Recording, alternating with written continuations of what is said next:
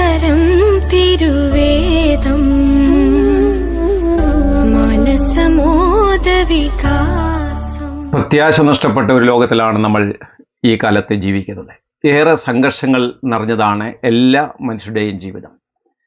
പ്രതീക്ഷിക്കാനൊന്നുമില്ലാത്ത ഒരു ജീവിതത്തെക്കുറിച്ച് നിങ്ങൾ എപ്പോഴെങ്കിലും ചിന്തിച്ചിട്ടുണ്ടോ? അമേരിക്കൻ എഴുത്തുകാരനായ എഡ്വേർഡ് എവററ്റ് ഹേലിൻ്റെ ദി മാൻ വിത്തൗട്ട് കൺട്രി, രാജ്യമില്ലാത്ത മനുഷ്യൻ എന്ന ചെറുകഥ എല്ലാ പ്രതീക്ഷകളും നഷ്ടപ്പെട്ട ഒരു മനുഷ്യൻ്റെ കഥയാണ് പറയുന്നത്. അമേരിക്കൻ ലെഫ്റ്റനൻ്റ് ആയിരുന്ന ഫിലിപ്പ് നോളനാണ് ഈ കഥയിലെ പ്രധാനപ്പെട്ട കഥാപാത്രം. രാജ്യദ്രോഹ കുറ്റത്തിന് ശിക്ഷിക്കപ്പെട്ട ഫിലിപ്പ് നോളനെ ശിഷ്ടകാലം കടലിൽ കഴിഞ്ഞുകൂടുവാനാണ് കോടതി വിധിച്ചത്. അമേരിക്കയുടെ ഒരു വാർത്തയും അദ്ദേഹത്തിന് ലഭ്യമാക്കിയില്ല. 1812 അമേരിക്കയ്ക്ക് വേണ്ടി യുദ്ധം ചെയ്ത പോർപൊരുതിയ നോളനെ തനിക്ക് നീതി നിഷേധിക്കപ്പെട്ടു എന്നുള്ള ആ തോന്നൽ വല്ലാതെ നിരാശപ്പെടുത്തിക്കൊണ്ടായി. നീണ്ട 57 വർഷങ്ങൾ മാതൃരാജ്യത്തിൻ്റെ മണ്ണിൽ കാലുകുത്താനാകാതെ നോളൻ ഒരു പായ്ക്കപ്പലിൽ കടലിൽ ജീവിതം കഴിച്ചു കൂട്ടുകയാണുണ്ടായത്. ഇതാണ് കഥാസാരം. ഇതൊരു യഥാർത്ഥ കഥയാണെന്നും അല്ല സാങ്കല്പികതയാണെന്നുമുള്ള അഭിപ്രായമുണ്ട്. അതെന്തുമാകട്ടെ, ഒരു വലിയ സന്ദേശമാണ് ഈ കഥ, നോളൻ്റെ കഥ നമുക്ക് നൽകുന്നത്. രാജ്യമില്ലാത്ത മനുഷ്യൻ.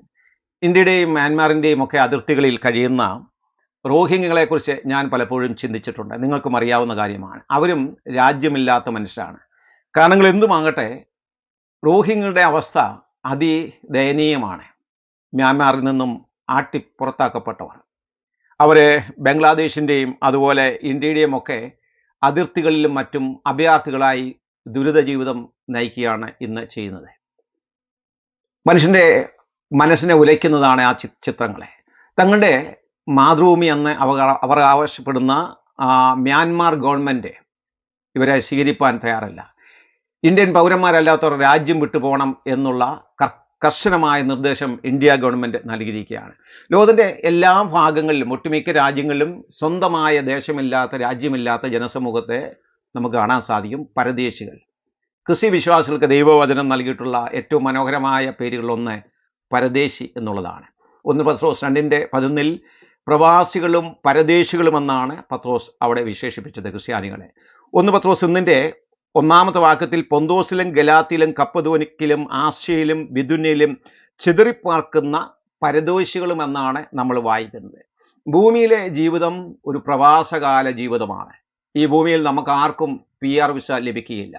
മോശമാടിയത് ഞങ്ങളുടെ ആയുഷ്കാലം 70 സംവത്സരം, ഏറെയായാൽ 80 സംവത്സരം. അതിൻ്റെ പ്രതാപം, പ്രയാസവും ദുഃഖവും മാത്രമേ അത് വേഗം തീരുകയും ഞങ്ങൾ പറന്നു പോവുകയും ചെയ്യും. സങ്കീർത്തനം 90:10. സോജേനേസ് എന്ന ആ പദം താൽക്കാലിക വിശ്രമം, മറ്റുള്ളവരുടെ കൂടെ കുറച്ചു കാലം താമസിക്കുക, അന്യദേശത്തെ ഒരു ചെറിയ കാലം ജീവിക്കുക എന്നൊക്കെയാണ് സോജേനസ് എന്ന ആ പദത്തിൻ്റെ അർത്ഥം. പലസ്തീന് വെളിയിൽ പാർക്കുന്ന യഹൂദന്മാരെ കുറിച്ച് പറയാൻ ഉപയോഗിക്കുന്ന ഒരു സാങ്കേതിക പദമുണ്ട്, ഡയസ്പോറ അല്ലെങ്കിൽ സ്കാറ്റേഡ്, ചെതറിപ്പാർക്കുന്നവർ. യഥാർത്ഥത്തിൽ ക്രിസ്ത്യ വിശ്വാസികൾക്കുള്ള ഏറ്റവും മനോഹരമായ പദം എന്ന് പറയുന്നതും ഇത് തന്നെ, ചിതറിപ്പാർക്കുന്ന ആൾക്കാർ, പരദേശികൾ. ഈ ആത്മീയ സത്യം തിരിച്ചറിഞ്ഞു വേണം നാം ഈ ഭൂമിയിൽ ജീവിക്കുവാൻ.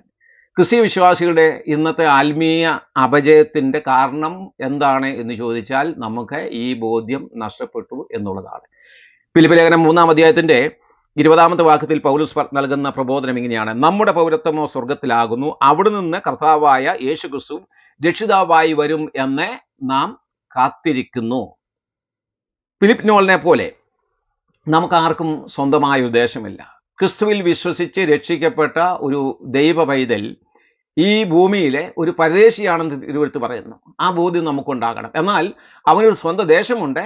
അബ്രഹാം വാഗ്ദത്ത ദേശത്തെ അന്യദേശത്തെന്ന പോലെ പാർത്ത അനുഭവമാണ് നമുക്ക്, ഒരു വിശ്വാസിക്ക് ഇന്ന് ഈ ഭൂമിയിൽ ഉണ്ടായിരിക്കുന്നത് അല്ലെങ്കിൽ ഉണ്ടാകേണ്ടത്.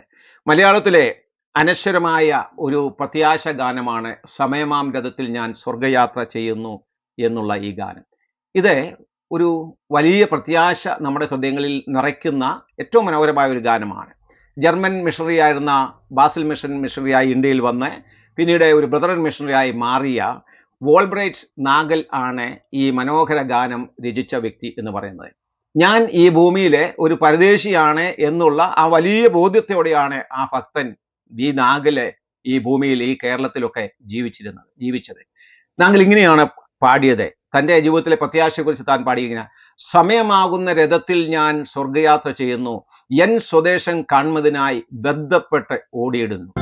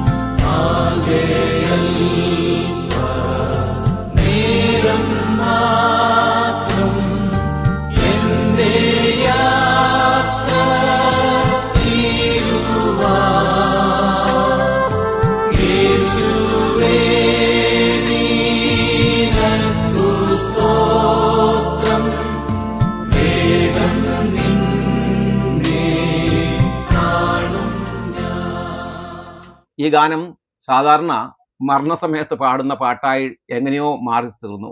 വാസ്തവത്തിൽ ജീവിച്ചിരിക്കുന്നവർ പാടി സന്തോഷിക്കേണ്ട മനോഹരമായ ഒരു പ്രത്യാശയുടെ ഗാനമാണിത്.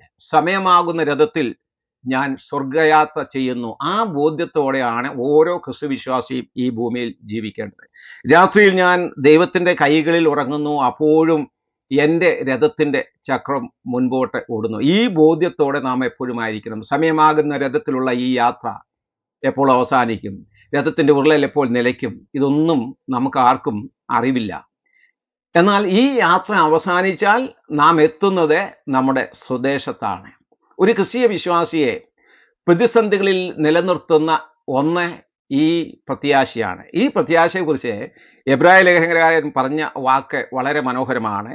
അവിടെ അതിൻ്റെ 6-ാം അധ്യായത്തിൻ്റെ 19-ാമത്തെ വാക്യത്തിൽ പറയുകയാണ്: ആ പ്രത്യാശ നമുക്ക് ആത്മാവിൻ്റെ നങ്കൂരം തന്നെ, അത് നിശ്ചയവും സ്ഥിരവും തിരശീലയ്ക്ക് അകത്തേക്ക് കടക്കുന്നതുമാകുന്നു. 6:19. ക്രിസ്തുവിൻ്റെ വരവിനെക്കുറിച്ചുള്ള ഈ പ്രത്യാശ നമ്മുടെ ആത്മാവിന് ഒരു നങ്കൂരം പോലെയാണ്.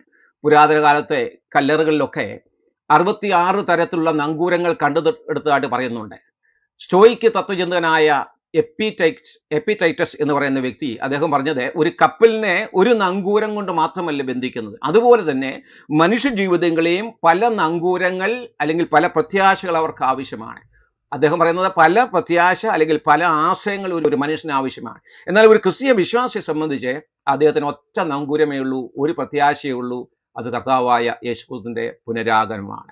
ആർത്തലച്ചു വരുന്ന തിരമാലകളെയും കൊടുങ്കാറ്റുകളെയും ഒക്കെ ഒരു കപ്പലിനെ അതിജീവിപ്പാൻ സഹായിക്കുന്നത്, ആ കപ്പലിനെ പിടിച്ചു നിർത്തുന്നത് ശാന്തമായ ഒരു കടലിലല്ല നങ്കൂരം ആവശ്യം. പ്രക്ഷുബ്ധമായ ഒരു കടലിൽ ഒരു കപ്പലിനെ സുരക്ഷിതമായി നിർത്തുന്നത് ഈ നങ്കൂരമാണ്. ആ നങ്കൂരമാണ് നമ്മുടെ ജീവിതമാകുന്ന പടവിലെ പ്രത്യാശ എന്ന് പറയുന്നത്. ഒരു വിശ്വാസിക്ക് ഈ പ്രത്യാശ നൽകുന്ന ആത്മീയമായ അനേക അനുഗ്രഹങ്ങളുണ്ട്.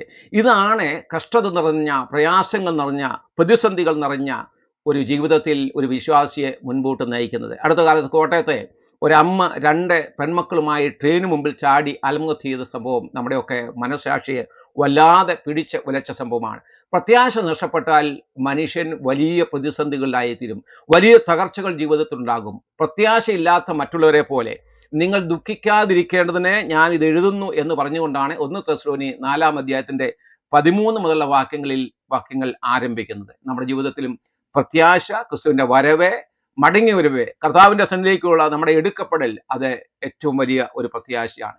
അനേക ഗാനങ്ങൾ പ്രത്യാശയുള്ള ബന്ധത്തിൽ നമുക്ക് നൽകിയിട്ടുണ്ട്. ഈ പ്രത്യാശ നമുക്ക് ധൈര്യവും ശക്തിയും മാർഗദർശനവും കർമ്മോത്സുകതയും വിശുദ്ധ ജീവിതത്തിലുള്ള പ്രചോദനവും ഒക്കെ നൽകുന്നതാണ്. ഭാഗ്യമായ പ്രത്യാശ എന്നാണ് ഇതിനെ തീത്തോസിന്റെ 2-ാം അധ്യായത്തിന്റെ 12-ാമത്തെ വാക്യത്തിൽ പൗലോസ് വിശേഷിപ്പിച്ചത്. ഇത് കർത്താവായ യേശുക്രിസ്തുവിന്റെ മടങ്ങിവരവാണ്.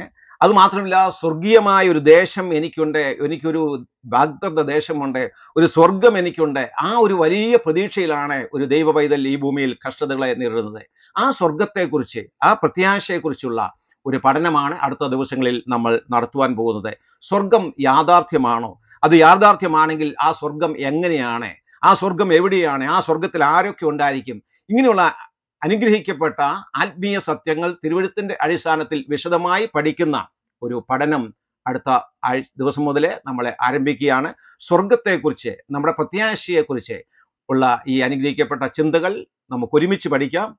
അതിലേക്ക് നിങ്ങളെ ഹർദ്ദമായി സ്വാഗതം ചെയ്യുന്നു. പ്രാർത്ഥനയോടെ ഈ ക്ലാസ്സുകളിൽ നിങ്ങൾ ശ്രദ്ധിക്കണം, ഈ ശുശ്രൂഷയോട് പ്രാർത്ഥിക്കണം എന്ന് ഓർപ്പിക്കുന്നു. ദൈവത്തിന്റെ വലിയൊരു നാമം വാഴ്ത്തപ്പെടുമാറാകട്ടെ.